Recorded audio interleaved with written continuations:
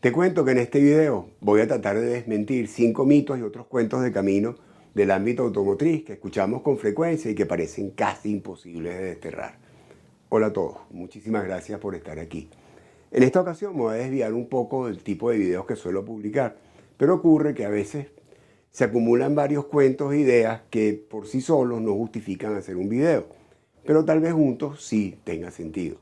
Sobre todo si el resultado ayuda a desterrar ciertos mitos que parecen haberse convertido en parte integral del imaginario popular automotriz. Extrañamente, Internet y las redes sociales, que tiempo atrás prometían convertirse en una herramienta poderosísima para promover el conocimiento y la educación, lastimosamente también han servido para propagar y digamos, cimentar los mitos y la desinformación. Algunos de los temas que veremos aquí ya los hemos tratado con anterioridad, pero en esta ocasión vamos a verlos de una manera más breve y sencilla. Empecemos por la rotación de caucho. Aprovechemos para recordar que necesitamos rotar los cauchos para compensar el desgaste irregular que se produce por ser utilizado siempre en una posición particular del vehículo. Al cambiar periódicamente la posición del caucho sobre el vehículo, vamos cambiando los patrones de desgaste que se producen en el caucho, vamos compensando en cierta medida unos con otros y a la larga obtenemos una mayor vida útil del caucho y un mayor confort de marcha.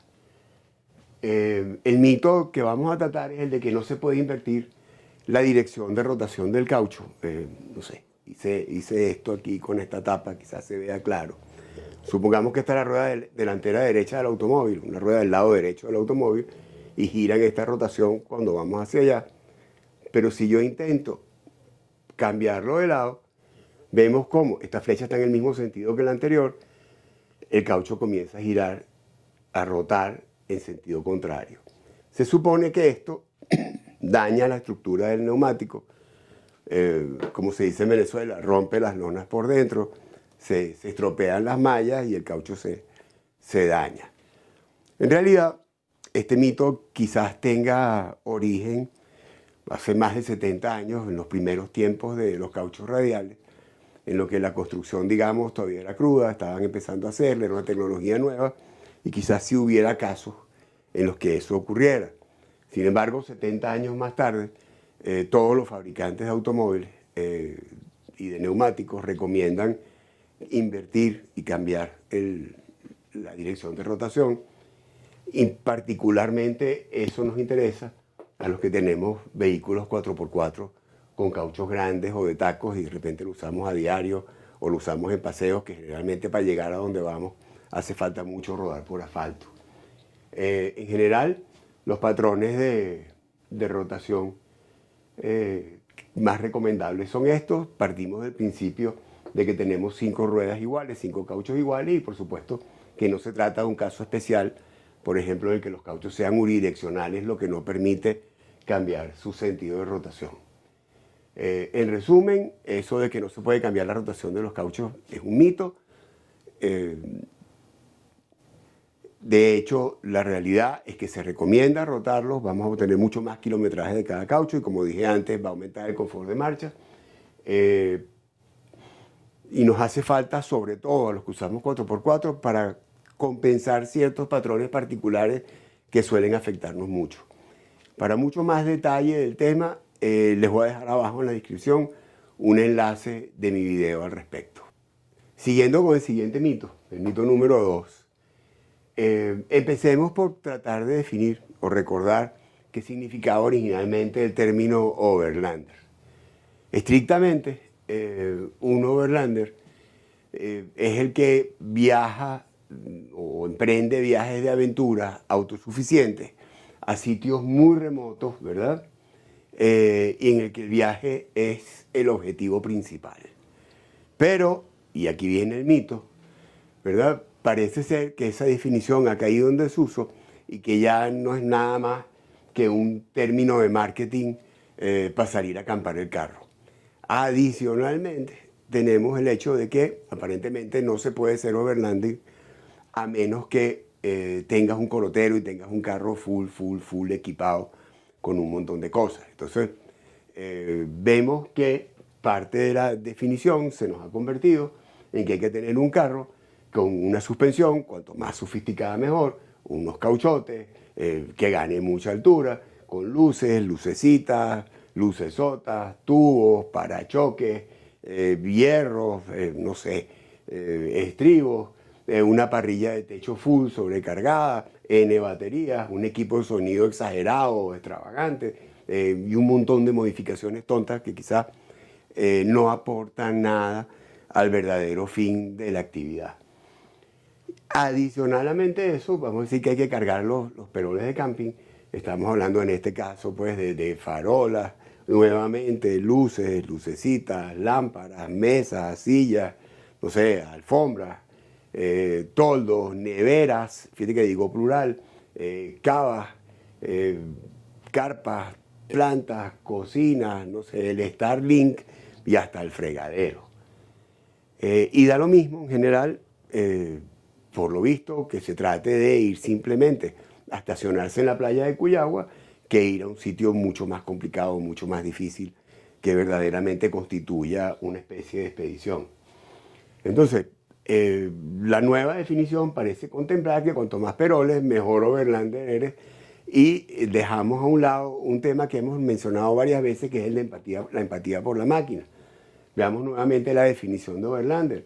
Son viajes de aventura, por definición son difíciles, es importante la autosuficiencia, vamos a sitios remotos. Entonces, la empatía por la máquina es necesaria para tratar de garantizar que ese vehículo que nos va a llevar a un sitio de difícil acceso, a un sitio muy remoto, en el que generalmente pues, no entran grúas y es difícil tener auxilio, debe ser cuidado para garantizar que nos lleve y nos traiga con seguridad y sin mayores inconvenientes. La mayoría de las cosas que hemos mencionado, como las ruedas grandotas, el exceso de peso, la sobrecarga, las modificaciones tontas que tienden a fallar. Yo he visto mucho más fallas a lo largo de los años que tengo rodando de las partes modificadas o las piezas agregadas que de los componentes originales del vehículo. Por supuesto, hay mucho más ingeniería originalmente en el carro. Y el exceso de peso son todas cosas que conspiran contra la confiabilidad del carro o contra lo que estamos llamando en esta ocasión, repito nuevamente, empatía por la máquina. Un verdadero overlander que se respete debe ser un maestro, lo escribí aquí, lo subrayé, debe ser un maestro en el arte de llevar lo indispensable. Es decir, planifica su viaje cuidadosamente, sabe qué tiene que llevar, sabe qué no tiene que llevar, manteniendo ciertos patrones de comodidad y en función del viaje en particular de qué se trate, va a escoger los equipos y va a cargar el carro de la forma más razonable posible. ¿Por qué digo todo esto? Yo soy uno, todos, de verdad que disfrutamos teniendo nuestras cosas, disfrutamos inclusive el hecho de investigar y buscar lo que queremos comprar, más hoy en día que es más fácil con internet, se pasan las horas en eso, de hecho. Nos gusta tener el nivel de confort, nos gustan los perolitos, los aparaticos y no sé qué, pero mi miedo es que mucha gente quizás, influenciada por las redes y lo que ve en internet, se exime de empezar a pasear porque todavía no tiene todo este corotero que describimos anteriormente. Entonces, ¿cuál es el mensaje? No dejes de salir por creer que el corotero es indispensable, es absolutamente necesario. De hecho, lo que tienes que hacer primero que nada es animarte a salir, a pasear, a conocer. Es increíble la cantidad de sitios que puedes llegar sin tantas tonterías y tanta cosa en el carro. Y luego los peroles y los corotos, que sí, no niego, repito, es bien agradable de tener, los puedes ir comprando poco a poco y es más, con la experiencia que ganes en los viajes vas a poder hacer mejores compras, compras más razonables, vas a hacer exactamente ya por experiencia propia qué es lo que te hace falta a ti, qué es lo que tú requieres, qué es lo que más te conviene, qué es lo que mejor te funciona y terminas ganando. Porque la verdad, nadie niega que tener los coroticos es divertido y son útiles. Sigamos antes de que se nos haga esto como de costumbre demasiado largo. El tercer mito. Oigo cada vez con más frecuencia, y yo como tanta gente soy consumidor de redes sociales, que los aceites sintéticos se diferencian de los aceites minerales por tener más aditivos. Estamos hablando básicamente de los aceites de motor, aunque también aplica a todos los demás. La realidad es muy distinta. la diferencia entre un aceite mineral y un sintético se determina por la base. Acordémonos que los aceites generalmente están compuestos por ahí les pongo un dibujito, por un porcentaje importante de la base, que es el primer componente, y todos tienen sus volúmenes de aditivos, un porcentaje que varía de un fabricante a otro, varía de una aplicación a otra. La diferencia real entre un aceite mineral y uno sintético la da la base. Recordamos que hay 5 grupos, base grupo 1, 2, 3, 4 y 5, y la realidad también es que ambos tipos de aceite, tanto sintéticos como minerales, tienen sus paquetes de aditivos. Es decir, tanto mineral como sintético tenemos detergentes, dispersantes, mejoradores del índice de viscosidad, antioxidantes, antidesgaste, antiespumantes, etcétera, etcétera, etcétera, etcétera. Entonces, para hacer el cuento corto, lo que realmente define la diferencia entre un aceite mineral y un aceite sintético es la base que lo compone. Respecto al tema, nuevamente voy a dejar en la descripción el enlace a un video que hice anteriormente, donde hay bastante más detalles sobre esto, explica las diferencias entre las bases y las diferencias reales y concretas entre ambos tipos de aceite. Inclusive, si buscan abajo en la descripción de los videos que suelo publicar, encontrarán la bibliografía que sustenta todo lo que digo, todo lo que hablo en ellos. Agarrándonos del mito anterior y seguimos con lo que uno ve con frecuencia en redes, encontramos otro mito que nos dice que los aceites minerales provienen de la refinación del petróleo y los sintéticos provienen del laboratorio. Nuevamente, esto es una idea antigua, esto en sus orígenes realmente sí era así, y era muy fácil saber, un aceite mineral era, como dicen por ahí, hecho de dinosaurio, es decir, era extraído de la tierra, ¿verdad? Y por otro lado, los sintéticos se hacían en laboratorio generalmente en base a polialfa-olefinas, o sea, bases PAO. Hoy en día, un aceite hidrocraqueado, es decir, un aceite sacado de la tierra y sometido a hidrocraqueado, de base de grupo 3, puede ser sintético. Esto a raíz de un famoso pelea judicial, un famoso juicio que le entabló la gente de Móvil a la gente de Castro en el año 99. El único país que yo sepa con seguridad que es excepción a esto es Alemania. Las normas alemanas no permiten que un aceite base 3 sea llamado sintético. En el resto del mundo sí. Muchos aceites, de hecho, uno busca los envases y ve el envase dirigido al mercado alemán y el envase dirigido al resto del mundo y ve diferencias en cuanto a la descripción en el pote, por lo que les digo de las reglas que están en juego en Alemania. Hoy en día, entonces, ¿qué diferencia un aceite de un mineral, un sintético, si ya no es, digamos, su origen? La diferencia se define en función del rendimiento, del desempeño del aceite y no tanto el nivel de conformación. Para decir de una manera muy sencilla, si yo tengo una base muy refinada de grupo 3 por hidrocraqueo y la descompongo hasta el punto en que ya sus elementos iniciales no son reconocibles y a la hora de probar cómo funciona en el carro, es decir, su desempeño, se comporta como un aceite sintético, de acuerdo al resultado de este juicio, desde el año 99, estamos hablando de 25 años ya, ese aceite puede ser considerado sintético. Entonces, en conclusión, la realidad, hoy en día podemos encontrar en la calle 3 tipos de sintéticos.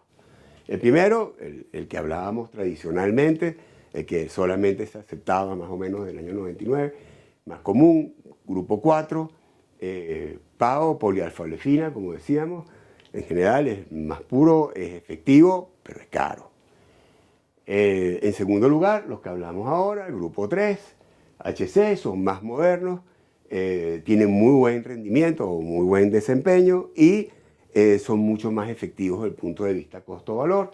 Y por último, bueno, el grupo 5, los ésteres, que son el más sofisticado, no vamos a hablar de eso ahorita, de todas maneras. Para más detalles, nuevamente, ya aparezca un disco rayado en la descripción, les dejo un video donde inclusive echa el cuento con más detalle del famoso juicio y explica con mucho más detalle el tema de qué es cada uno de los grupos de bases que definen los aceites. Y por último, uno que me llama mucho la atención, el quinto mito, es el de no usar la mocha, como decimos en Venezuela, o la reductora, en pendientes muy pronunciadas. Y más sorprendentemente, lo he oído más recientemente, no usarlo durante distancias largas.